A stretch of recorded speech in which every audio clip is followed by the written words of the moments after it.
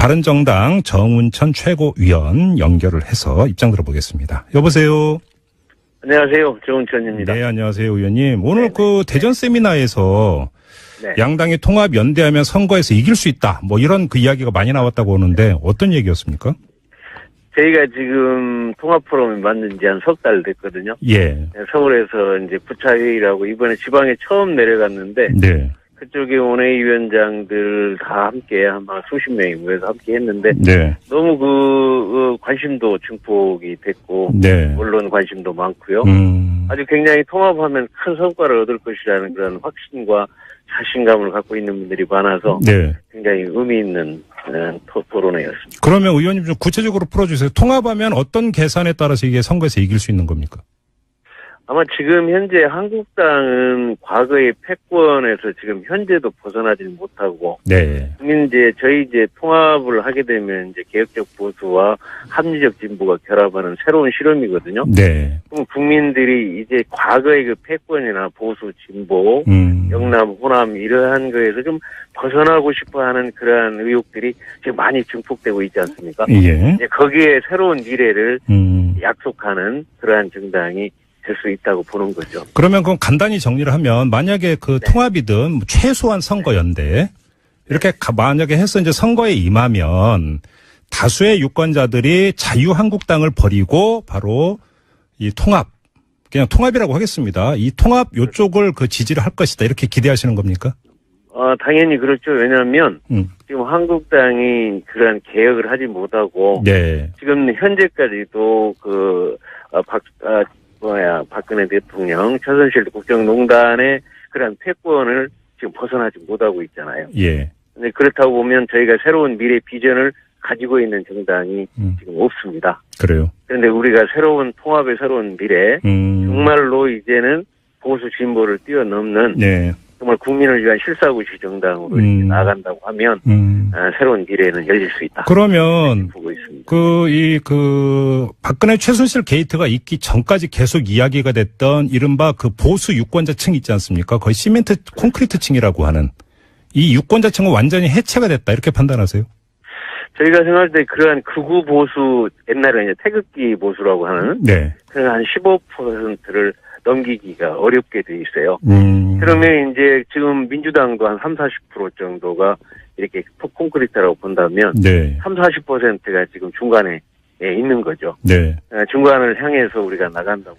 바로 그러면 이 그 자유한국당 고정 지지층도 아니고 민주당 고정 지지층도 아닌 나머지 유권자층이 전부 다 통합정당을 지지할 것이다 이렇게 기대하신다는 말씀이시네. 전번에 원전 공론화에서 한 2만 명을 해보니까 예. 거의 한 37%가 중간층이었어요. 예. 제가 보니까. 예. 그게 중간층의 새로운 그런 분들은 뭔가 미래의 비전을 보고 네. 지금 지켜보고 있는 거예요. 네. 근데 그 지켜보고 있는 데에다가 우리가 빵 터지게 한번 새로운 미래 비전을 갖고 나가면 네.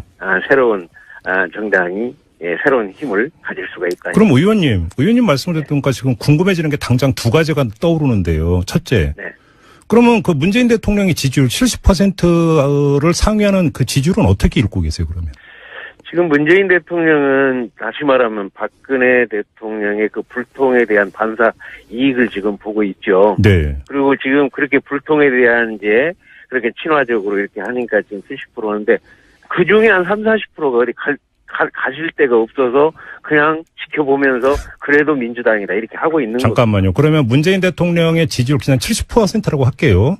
70%의 그 가운데 30-40%는 좋아서가 아니라 어쩔 수 없어서 지금 문재인 대통령이 지지한다. 이렇게 지금 해석하시는 겁니까? 저는 그렇게 보고 있습니다. 그러면 선거되면 다시 돌아설 거라고 그럼 그렇게 전망하시는 거예요? 그렇게 확신하고 있습니다. 왜냐하면 네. 문재인 대통령이 지금 정치하는 게 통합의 정치를 할 줄 알았는데 네. 지금 어떻게 보자면 코드 정치하고 있거든요. 네. 지금 그거의 서서히 드러나고 있고 그렇기 때문에 이 중간 정당이 지금 예를 든다면 네. 이번 한국당이 보이콧을 했는데 우리 국민당 바른정당이 없었으면 국회가 무너졌습니다. 도저히 국회가 다시 근데 저희가 중간지대에 있음으로 해서 네. 국회는 그대로 돌아가고 있거든요. 예. 이제는 국민들이 양당 체제 양극화해서 싸우고 그렇게 계속 치고받고 하는 거를 아주 싫어하기 때문에 네. 우리가 중간에서 중간 지역의 영역이 분명히 활성화될 수 있다. 알겠습니다. 지금 보고 있습니다. 지금 또 하나의 궁금증, 두 번째 궁금증인데, 그러니까 그 정처 없이 떠돌고 있는 그 유권자층 30~40%라고 의원님이 말씀하신. 네. 원래 바른정당이 바로 이들을 겨냥을 해서 창당된 정당인데, 그럼 왜 그럼 이들을 그 설득을 못 하셨습니까? 아마 저희 바른정당이 그거 개혁적 보수로 이렇게 국민들 앞에 이렇게 내세웠는데 아직 네. 우리나라에는 그 양극단의 원심력이 그게 너무 강해가지고 네. 저희가 중간에서 많은 노력을 했지만 네. 아직은 힘이 부족했다고 볼 수 있습니다. 아니, 그러면 선거에서 그 양극단에서 다 잡아당기는 힘이 더 클 수도 있잖아요. 선거 국면에서. 더 클 수도 있는데 그래서 이제 네. 저희 혼자만은 5~6% 힘으로는 안 되고 네. 또 국민의당의 5~6% 지금 지지율로는 도저히 가능성이 없다. 네. 그렇기 때문에 양당이 합치면서 새로운 어떤 미래 비전을 제시한다고 하면 네. 드디어 이제 기회는 분명히 올 거라고 생각합니다. 아니요. 바로 여기서 이제 핵심 논점이니까 도출이 되는 것 같은데요. 그러니까 자, 객관적인 환경은 의원님이 진단이 맞다고 가정을 한다면 조성돼 있었는데 네. 바른정당이나 국민의당이나 제대로 어필을 못해서 5~6%의 당 지지율에 그쳤던 거잖아요. 네. 간단히 정리를 하면. 네. 근데 그 통합된다면 그럼 어떻게 그게 그 이 정치적 리더십이나 정치적 컨텐츠가 갑자기 확 드러납니까? 한 예를 든다면 지금 현재 어떤 대통령 주자로서 지금 4명이 있었지 않습니까? 예, 한 분은 대통령이 됐고 한 분은 홍준표 대표는 미래의 대통령감이 아니라고 이미 지정이 되고 그렇다면 나머지는 유승민과 안철수입니다. 만약 유승민과 안철수가 합쳐서 네. 전국적으로 순회 토크를 하고 네. 정말 미래 비전을 제시한다고 하면 과연 앞으로 야당의 대표는 누구냐? 네. 지금 이미 여론조사에서도 유승민으로 나오지 않습니까? 네. 그렇다고 본다면 여당에 의한 야당의 대표 주자를 가진 정당이 새로운 어떤 그러한 지지를 받을 수 있는 계기가 되는 거죠. 그러면 유승민, 안철수 두 인물의 카드는 아직도 쌩쌩하게 살아있다 이렇게 자평하시는 거네요? 자, 저는 그렇게 보고 있습니다. 근데 일각에서는 만약에 그 통합을 했다고 가정을 하죠. 이 두 분의 캐릭터가 나홀로 캐릭터여가지고 과연 케미가 맞겠느냐 이걸 걱정하는 분들도 계시던데요. 근데 제가 지금 직접 이번에 유승민 후보가 참 독불이고 여러 가지 어려움, 네. 그래서 이제 저쪽으로 갔다고도 하는데, 네. 이번에 그러한 아픔을 겪고 나면서 유연하게, 이번 5.18 새로운 진상 규명을 하자는 법에도 굉장히 전향적으로 좀 풀어가고 있거든요. 네. 이러한 맥락에서 또, 예를 들어서 안철수 대표도 계속 만나보니까, 이제 우리나라가 극우 좌로는 안 된다. 네. 정말 중간지대의 새로운 미래를 열어야 된다는 그러한 것이 공감대가 많이 형성될 수 있다는 저는 확신을 가지고 있습니다. 알겠습니다. 의원님 지금 지역구가 전북 호남이니까 좀 이 4자구도가 아니라 그럼 통합을 해서 3자구도로 치러진다면 그러면 내년 지방선거나 이제 총선에서 그럼 호남의 선택도 이 통합정당으로 갈 것이다. 이렇게 기대하시는 겁니까? 제가 아마 전주에서 작년에 보수당으로 30년 만에 당선이 된 것도 이제 호남에서도 민주당 하나만 가지고는 안 된다는 그런 새로운 정신이 나왔기 때문에 국민의당이 나왔거든요. 네. 이게 새로운 물결이 지금 일어나고 있는데 지금은 현재는 잠재하고 있습니다. 잠재하고 있는데 불을 붙인다고 하면 그러한 제3의 정당이 이렇게 활성화될 수 있는 그러한 계기를 마련하는데 그거는 이제 우리가 어떻게 하느냐에 달려 있죠. 그래요. 이제 계산법은 이제 조금 이제 그 그림을 그릴 수 있을 것 같긴 한데요. 이건 좀 뚜껑을 좀 열어봐야 될 것 같고요, 의원님. 그죠? 유럽 쪽에 예를 들어서 오스레 쿠르츠랄지 마크롱이랄지 이런 새로운 미래가 지금까지 수십 년간 해왔던 거기에 대한 반대로 나오고 있거든요. 예. 우리나라도 그런 시대가 분명히 올 거라고 저는 봅니다. 근데 의원님. 이제 한국, 연대입니까? 통합입니까? 근데?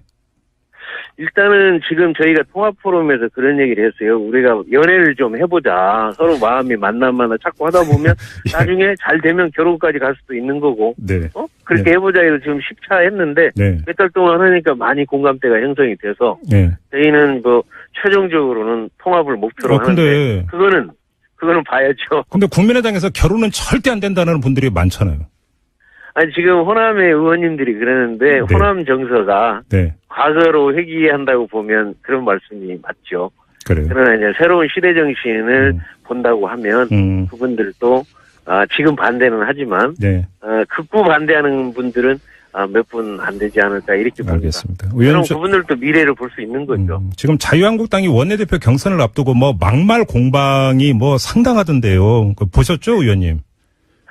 어떻게 평가하세요? 왜 웃으세요? 어떻게 평가하세요? 아니 거기는 뭔가 자기를 내려놓아야 이게 뭔가 새로운 게 보이는데 예. 전부 자기 계파, 자기 실력을 그대로 가지려고 하는 거니까 예. 거기에서 패권에서 벗어나지 못한 거를 그렇게 추하게 국민들한테 보여주는 거죠. 근데 저거 홍준표 대표의 그 대표 직위라든지 대표 체제가 그 계속 지속될 수 있을 거라고 전망을 하세요. 어떻게 보세요, 의원님은? 일단 최소한 다음 선거 때까지는 지속될 수밖에 없죠. 아, 지방선거까지는? 다른 대안이 없으니까. 예. 그래요. 그럼 이제 선거 끝나고 나면 다시 또 어떤 빅뱅이 나올 가능성도 있다고 봐야죠. 알겠습니다. 마지막으로 이 질문을 드리겠는데요. 그, 이제 두 차례 탈당, 복당이 있지 않았습니까? 바른정당에서. 네, 네. 그리고 나서 이제 남아있는 11명의 의원 가운데 일부가 또 추가로 탈당할 가능성이 높다라는 이야기가 있었는데 이 문제는 어떻게 다 정리가 된 겁니까? 어떻게 된 겁니까?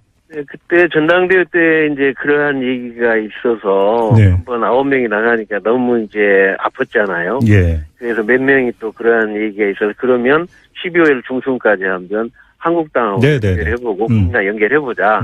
그랬는데 지금 유승민 대표 체제가 된 뒤로 네. 아주 단단하게 공고화가 돼서 아마 그런 우려는 많이 좀 줄어들고 있다고. 11명은 같이 쭉 가는 겁니까, 그러면? 예, 거의 갈 것 같습니다. 알겠습니다.